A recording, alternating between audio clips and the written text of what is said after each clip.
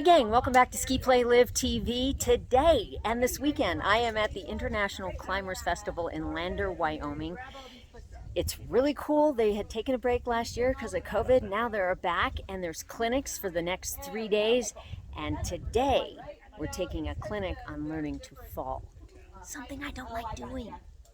When your fall is unexpected, how do you switch from being in the climbing mode to, okay, now I'm falling, and how do I do that without getting hurt?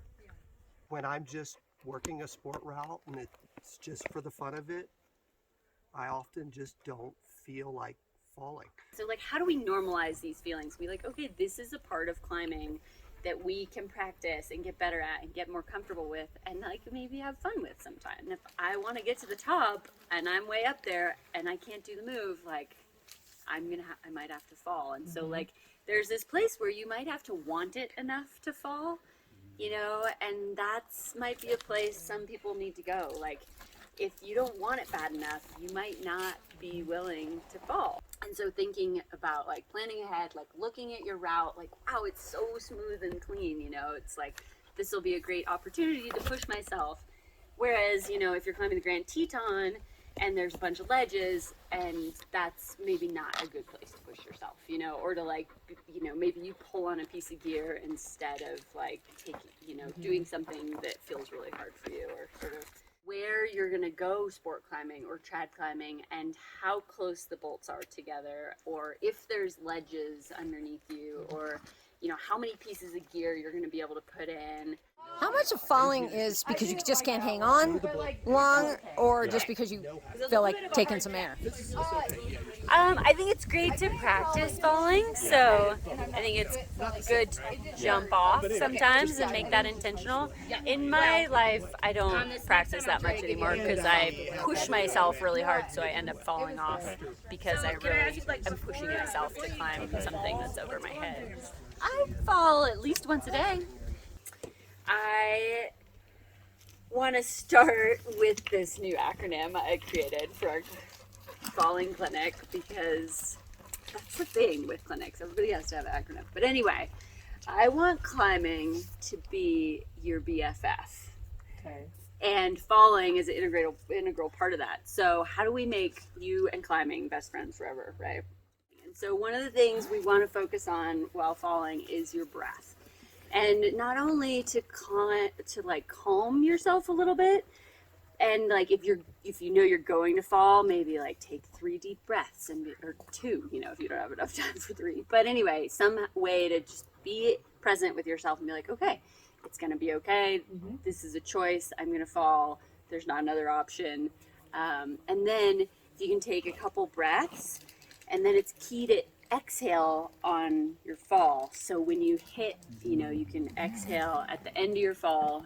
Another thing is thinking about where you are in space. And so using your eyes and focusing on your surroundings and what's happening to you. Instead of letting it happen to you, focusing on what is happening and how you can affect it to be, you know, a positive experience. So really thinking about looking at what's going on. That's going to entail, you know, where you are on the route and what the dangers are, where you're going to land after you swing back into the wall, and, you know, trying to just really be cognizant of like where you are in space, and trying to control that as much as you can so that you have a good experience. So feet is my last F. Oh, yeah. So breathing, focus, and feet. So feet are what are going to come into the wall first every time. So really being thoughtful about where that's going to happen and what you're going to do to set yourself up for success when your feet do inevitably come into the wall, right? Knowing my body well enough to know when I might fall. And so that's something that just comes with practice, you know, and be like, wow, I'm really pumped right now. Like, and so you start thinking about these things. What are my BFFs when I'm really pumped? Like my breathing, my focus, and my feet, you know, like, okay, it's coming, like I can tell, like, because I know this is, you know, the sort of onset is upon us. The idea is the bolt's here, and you would fall from above the bolt down below, and there's a pendulum where you get pulled back into the wall, right? And so there's a fair bit of force in that. And so the ideal thing to do is use your eyeballs and focus on where your feet are going to hit that wall.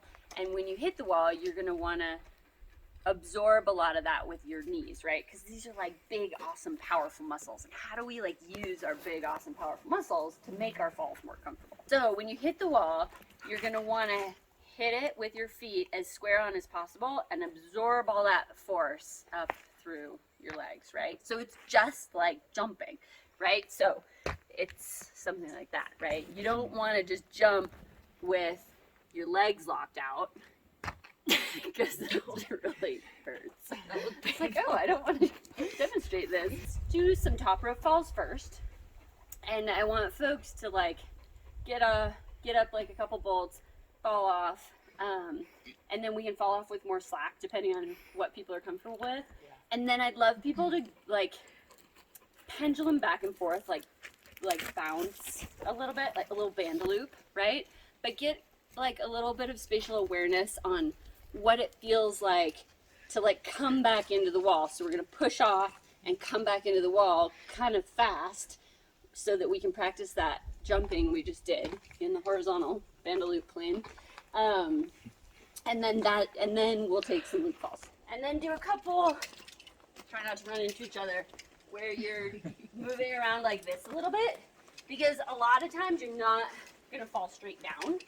And so being like kind of cat-like, you know, like absorbing with just one foot, thinking about like coming to the wall not perfectly straight and just practicing that. Yep. Falling is something you must do to progress and get stronger, but you know, there's plenty of people out there that's not their thing, and that's okay too, you know. And so trying to be gentle with yourself and your partners and your community about where they're at with falling is important. Until the bolt. But I think that if you want to climb at your limit and then progress, that being comfortable with falling is really important.